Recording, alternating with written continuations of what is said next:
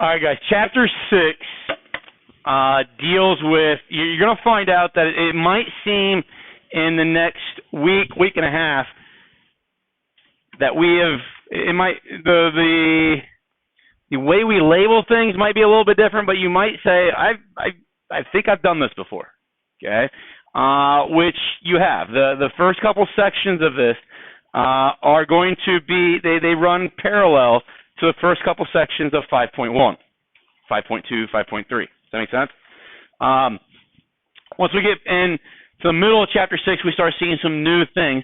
But in Chapter 5, these ideas that we're going to cover here were identified using angles and angle measurements. Okay. Today, we're going to investigate them using distances, but then make a very useful, important relationship between the angles that we saw in Chapter 5 and then the distances that we're talking about here today. And hopefully that bridges the gap between the two chapters. But this is going to be the introduction of the unit circle. We're going to go through laying the foundation of how we build the unit circle and all the relationships that exist on the unit circle in the upcoming days. Okay. So some of the stuff we might get through today, you might say, okay, one, I feel like I've already done this, but why are we doing this? Okay. That why will make more sense 2 days, 3 days, 4 days from now when it all comes together. Okay. But the unit circle, okay, the unit circle is a circle that has a radius of 1, okay? So whenever you see the word unit, it's referring to 1, right? Okay? Those of you that are in physics, you guys talked about unit vectors, I, J, and K? Maybe? No? I and J? Not at all? Did you guys talk about putting vectors into like horizontal and vertical components and that kind of stuff? Okay, but you never used I and J? Okay. We'll eventually talk about unit vectors, okay, in Chapter 9. And unit vectors are vectors that have a length of 1, okay? So just trying to, every time you see something identified with that adjective unit, it's referring to a measurement of 1 somewhere. Does that make sense? Okay. Now it's centered at the origin, so every circle has this general formula. That's the equation of a general circle centered at y comma k, or sorry, h comma k, with a radius of r. Okay. Well, we're going to center this thing at 0, 0, so h and k become zeros, and we're going to force it to have a radius of 1, so r squared becomes 1. And what that generates is this equation, x squared plus y squared equals 1. Okay. The unit circle, okay, one thing to remember, and it gets a lot of students, for whatever reason, lose this understanding. Okay, this is the coordinate plane, yes? Okay, the xy axis. I put x squared plus y squared equals 1 in there. That's the circle we're talking about. Okay? There's an infinite number of circles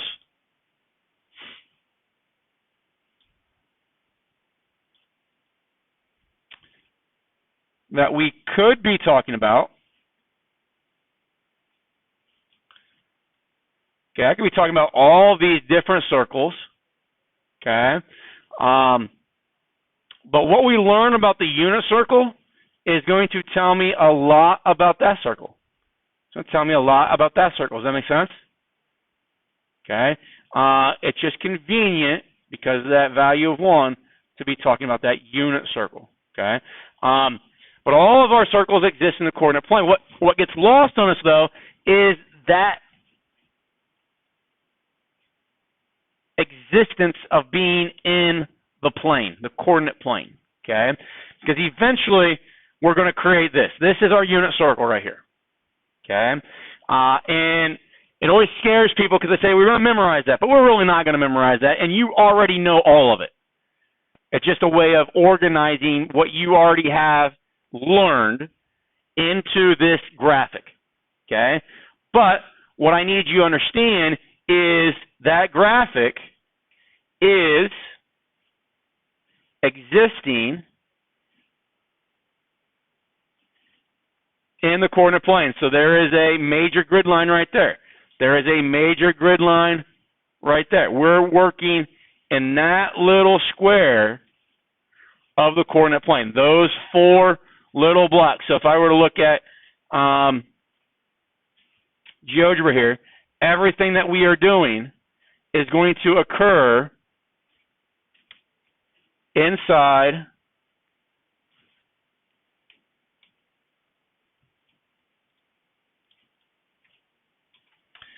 everything we do for the rest of the year. We're going to mainly focus working inside that section of the coordinate plane.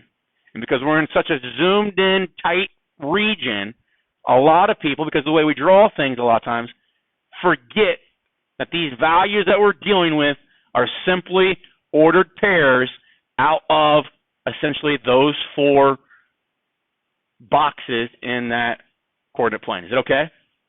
All right.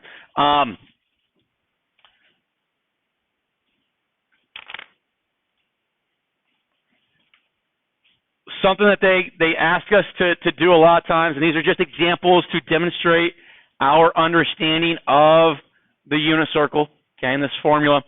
It says show that this point is on the unit circle, okay? Well, if this point is on the unit circle, that must mean that that's an x value and that's a y value, right? So if it's on the unit circle, that point must satisfy that equation, meaning when I plug that information into this equation, I should get a true statement, right? So let's see if we can do that. If I start with x squared plus y squared equals 1, and x is radical 3 over 3, we'll square that. Y is radical 6 over 3, we'll square that. We want to show that that is equal to 1. Well, what's radical 3 squared? 3. What's 3 squared? 9. So that turns into 3/9. What's this next fraction going to turn into? 6/9. 3/9 plus 6/9 is 9/9. Is that 1? Okay. So we've proven that that is true. So I must be able to see or show that x squared plus y squared equals 1, that the square root of 3 over 3, comma, the square root of 6 over 3, that point is on the unit circle. Does that make sense, everybody? Okay. Now, what we'll be really interested in here eventually, okay, is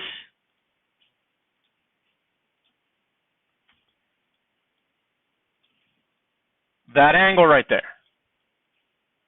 Okay. That angle is 54.7356. Everybody okay with that? Okay. Just let me dim it. You don't have to write this down. Just make sure you're paying attention to watching this. If I've got that angle right there, okay, let's take that angle and put it in radians. You remember how I take this angle and put it in radians? Okay, I'm going to multiply it by pi over 180. So times pi divided by 180. I want to put it in as let's do it this way.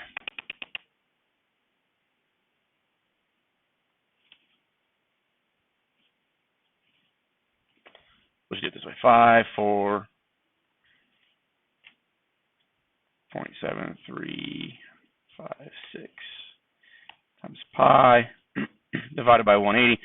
For whatever reason, I don't know if I would have put the degree symbol in here, if it would have fixed it the way I wanted to. But it gives me that number right there. Okay. Okay, so that would be how many radians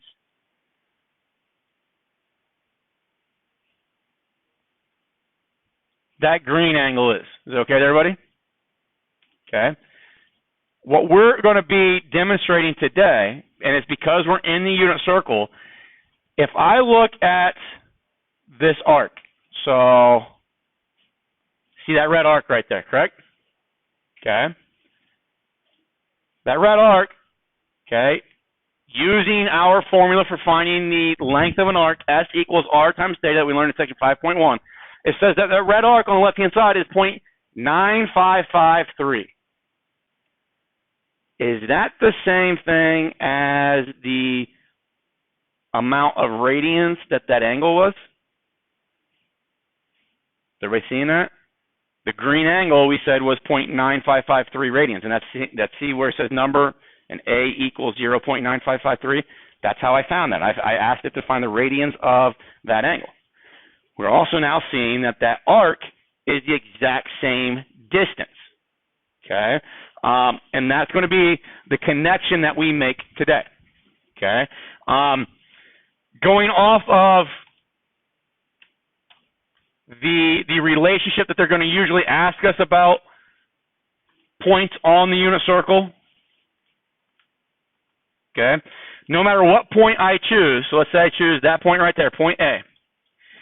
If I take x of A, so that's taken right now this 0.6353 number, and I square it, and I add to it the y of A, which now it's going to capture this 0.77 number, and I square it. What should that give me? Should give me 1. And it does in that case. Okay? But what we're talking about here now is that as those values change, because the way I typed that in was using the x of A and the y of A. So that just changed. But what happened to that sum right there? Always going to be 1, right? No matter what point I choose off that unit circle, that value is going to be 1. Okay? Now, if we look at, let's just do it this way real quick. Let's take this back down to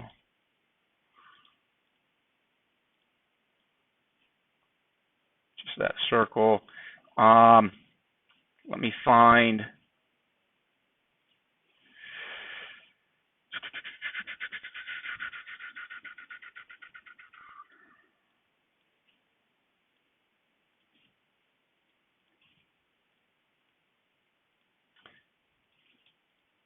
okay, so I'm going to take alpha,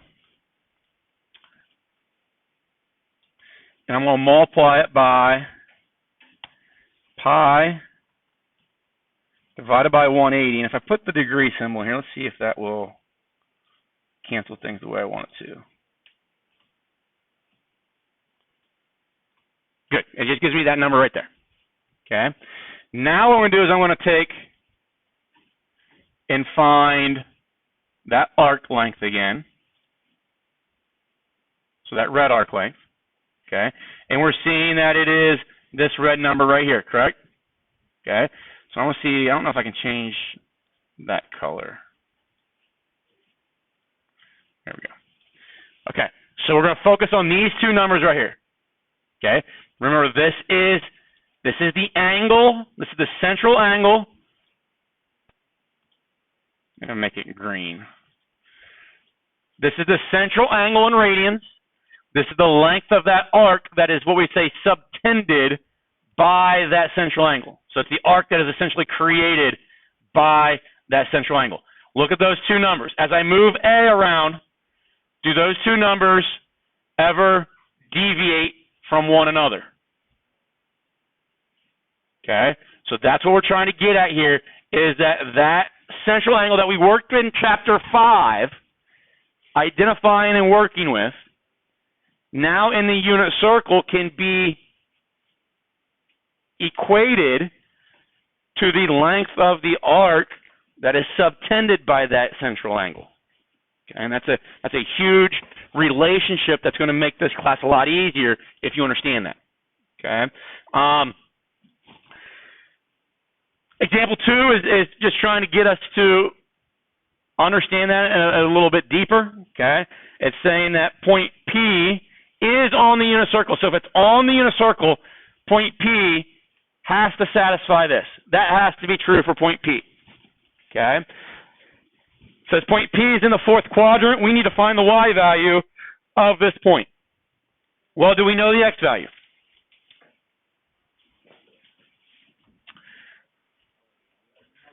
The x value is radical 3 over 2, right? We don't know the y value. Okay, what's radical 3 squared, or radical 3 over 2 squared?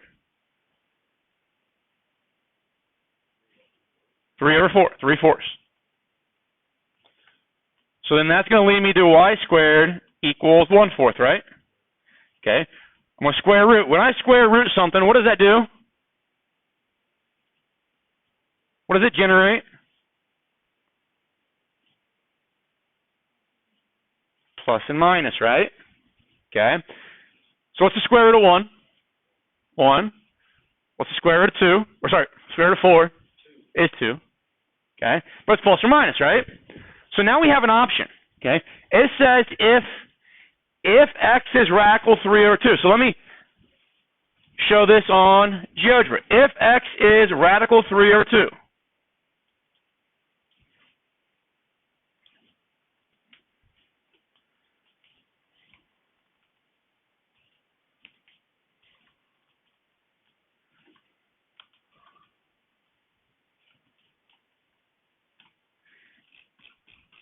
And the point is on the unit circle, then doesn't it have to be either point A or point B? Okay. Now it says that we have to be in the fourth quadrant. So it's got to be point B, right? Okay. So then the y value has to be negative, right? If I go square root of 3 over 2 comma negative 1/2, it gives me that point right there. Okay. But what's the relationship between this point right here that is blue and this point A up here? Are they the same ordered pair, just different signs? Okay. So there's some symmetry there existing, and that's something that's very important to us as we move forward. Okay. But if they ever ask you to find the x or the y of a point that we know is on the unit circle, provided the other coordinate, you're going to have to distinguish, do I want the positive version or the negative version of the variable that I found? And the way you do that is you use the added information they gave you, that you had to be in the second quadrant, third quadrant, fourth quadrant, whatever. Yes.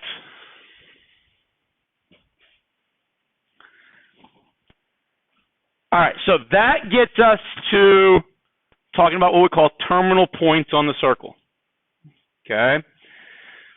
You're going to define this first, and then we'll get through the nuts and bolts of it. And I've shown you a lot of what we want to talk about here already. But it says a terminal point. We're going to identify a distance by using the lowercase letter t. Okay. Some textbooks use s. I think s is more natural. But t is, there's nothing wrong with t either. Okay. It says t is the distance, okay, when we move clockwise or counterclockwise, so using that direction of clockwise or counterclockwise, that we move around the unit circle, okay? So if you can see those 4 unit circles down there at the bottom, right now I'm just showing you quadrantal angles, okay, 90 degrees, 180, 270, or 360, or pi over 2, pi, 3 pi over 2, and 2 pi. Going back to chapter 5, that's what those angles would be, tracing out those red arcs, okay? T is being referred to as the distance of those red arcs. Does that make sense? Okay? And because T is positive in all of them that I've drawn here, we would be moving counterclockwise, much like we moved counterclockwise when theta was positive, right? Okay? So T, like I said, is referred to as this red distance in all these situations. And the point right there or right there at the end of that distance, at the end of that arc, okay, essentially the first end point of your arc is always going to be at the point 1, 0. The other point of your, or the other end point of your arc is referred to as the terminal point, okay? And it's defined by a point x, y. And what is nice is that that point will always satisfy x squared plus y squared equals 1. Because that point should always be on the unit circle. Okay? Now, In order to make a conclusion here that is very important for us, they're talking about arc distances around the circumference, okay, of a unit circle. When we talk about the distance around a circumference, and we don't go the entire circumference, what is a portion of a circumference called? It's an arc, okay? And we're talking about distance, we call it arc length, right?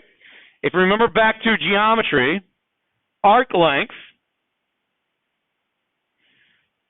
was equal to x over 360 degrees, which what that did for us was that just provided the proportion of the entire circle that we were traveling, right? So if I did like 90, it'd be I've traveled 1/4 of the circumference. And then we multiply that by the circumference. Everybody okay with that? Okay.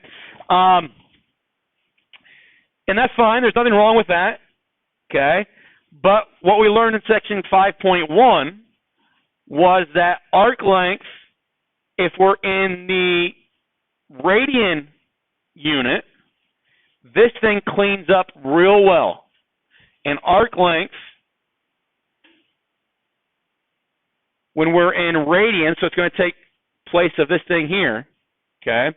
And it does some cancellation over here as well because of our 180 over pi conversion, is that this right here is all going to cancel out, and we get r times theta.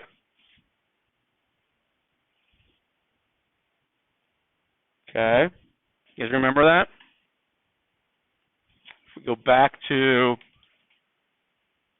chapter 5,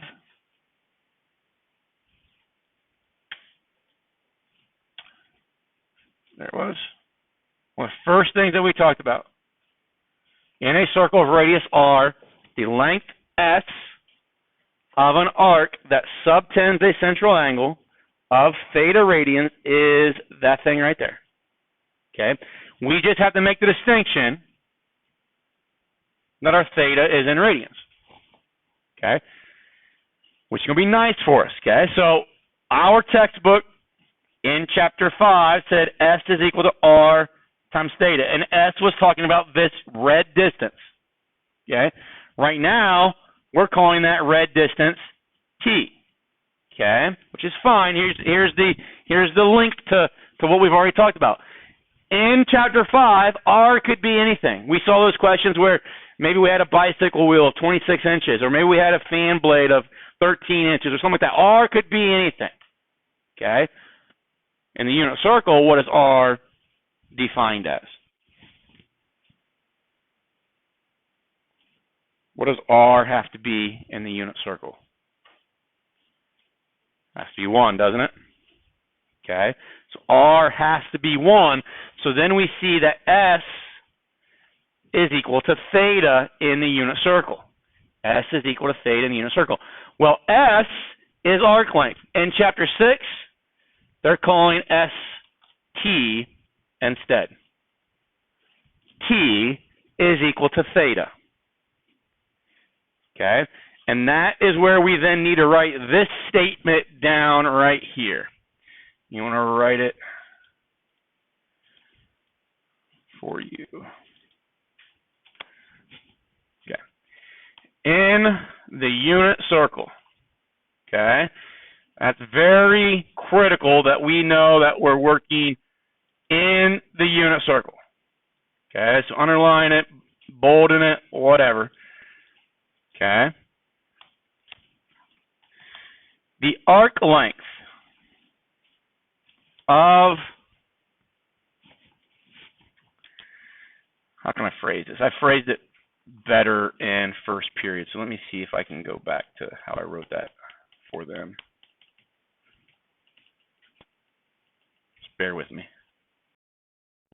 All right, that might be the best way to realize the conclusion that we're trying to make here. It says, in the unit circle, the distance traveled on the circumference of the circle, which that distance is going to be an arc, is what we're going to refer to. Now, it could be the entire circle. The entire circumference is an arc. Does that make sense? And it could be greater than the entire circumference, okay? It could be 2 circumferences or 3 circumferences, still be an arc, okay? Say length, okay? Which is defined by the lowercase letter t, is equivalent to the central angle in standard position, whose terminal ray passes through the second endpoint of arc T, and we have identified or defined as theta in chapter 5. I apologize for the capitalization of all those different lines, but it just automatically does that. Okay. So what I need you to understand, because this is going to be something that is going to be interchangeable, okay?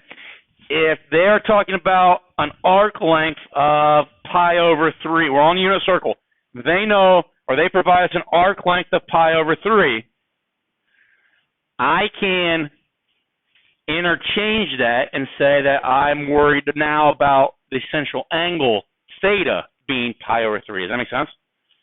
Or if they give me the central angle and I'm a person that wants to view things in regards to distances, I can take a central angle now because we're in a unit circle and convert it into a distance pi over 3. And that's exactly what we were demonstrating here.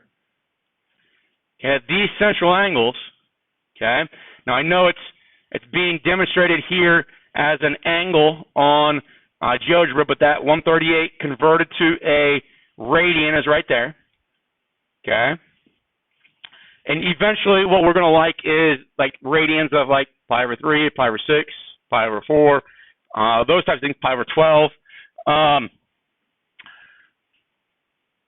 That value right there, which is referring again to that central angle theta, is identical to now the length of that arc, okay?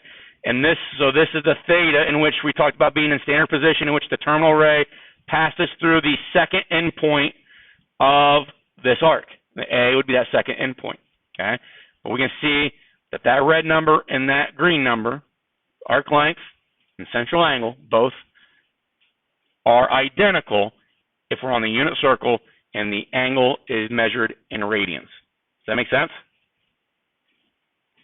Okay. Let's see here. What that allows us to do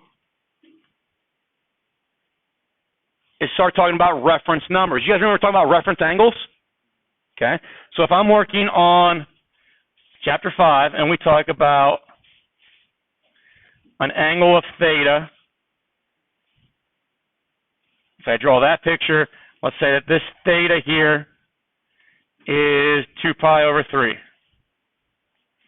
The reference angle, if you remember, what we did is we drew that line down, and now the reference angle, that angle right there, okay, it would be how big?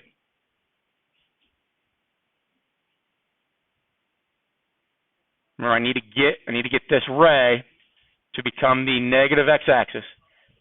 Okay, so that angle right there would be pi over 3.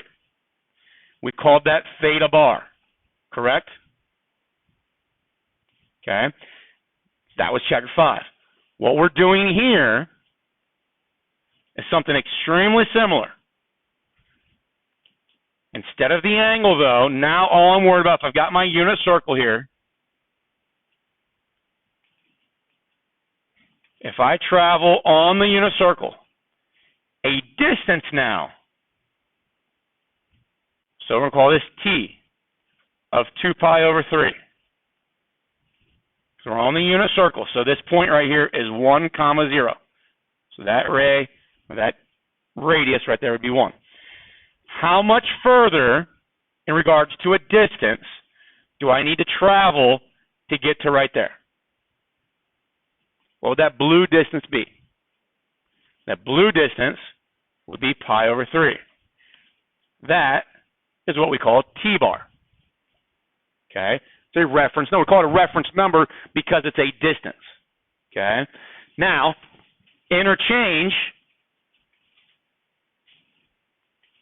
those two things. Is there a difference? No. Okay? Because we're on the unit circle and we just made the distinction that on the unit circle, the central angle in radians is identical to the distance traveled along the arc. That make sense? Okay. So there will be times where you think, okay, he used T theta or T bar here. Here he used theta bar. Why are we doing this? Why are they interchanging? Why can't they interchange? That's the reason. Okay. Some textbooks will use S and S bar. Okay.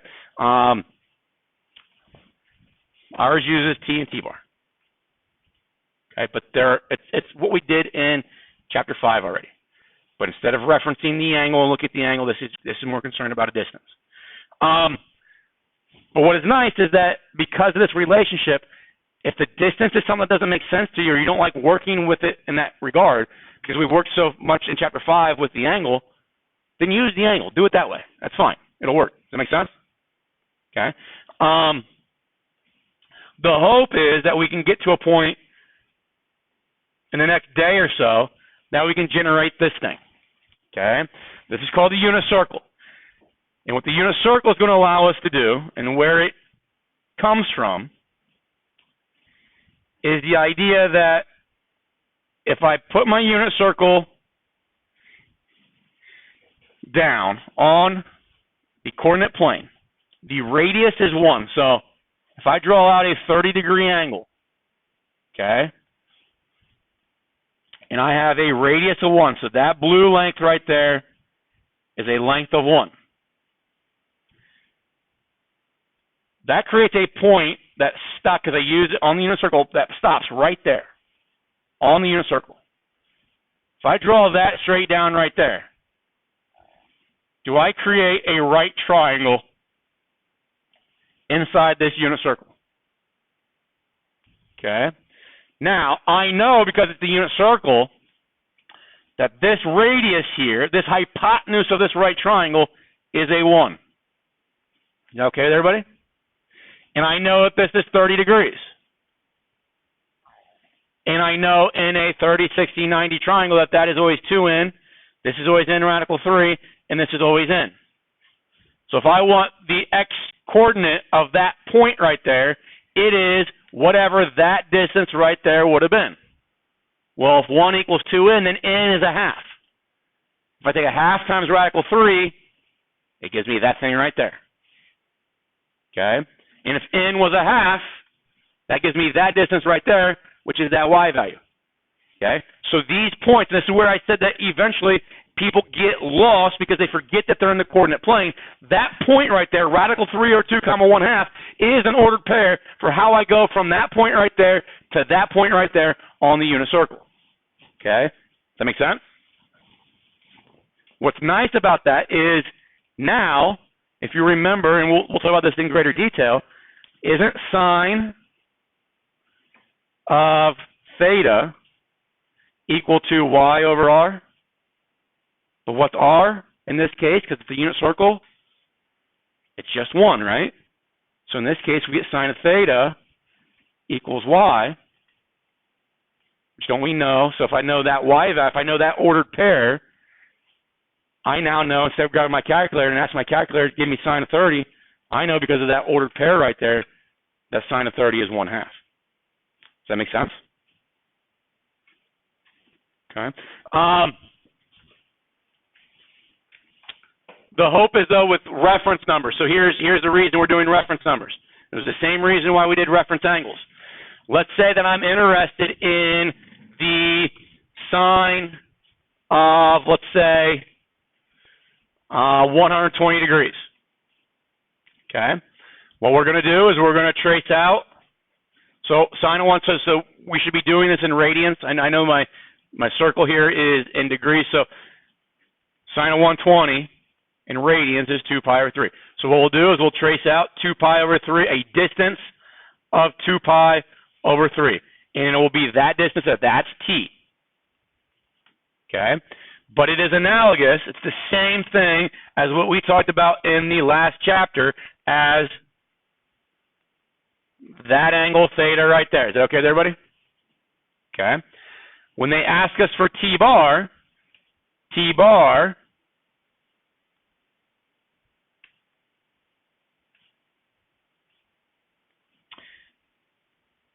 is going to be this extra distance that we need to travel on our radius, our circumference, to get to the x-axis. Okay? Well, the x-axis, that's pi, or 3 pi over 3. So how long would that distance right there be? Pi over 3, wouldn't it? So t bar, like we said previously, was pi over 3. Okay? Why do I want to find the reference number? Because if I look at in the first quadrant of pi over 3, which is 60 degrees, it would be that ordered pair right there, correct? So what that tells me, if I can reference pi over 3, that tells me everything I need to know about 2 pi over 3. Look at those two numbers, those two sets of coordinates. Are they exactly the same values? Except for the x is negative in one of them, right? Okay. So remember referencing, but what we did in chapter 5 was we referenced this angle here, which would have been an angle of pi over 3 radians, to tell us something about 120 degrees, or 2 pi over 3 radians. So it's the same concept. Does that make sense to everybody? In chapter 5, we used angles and reference angles to tell us, to basically be a quick calculator for us. Okay. In this chapter, we're going to use distances and reference numbers, or if you want to call it a reference distance. I think that's probably more appropriate, but most textbooks call it a reference number. That kind of makes sense of what we're doing here? Okay.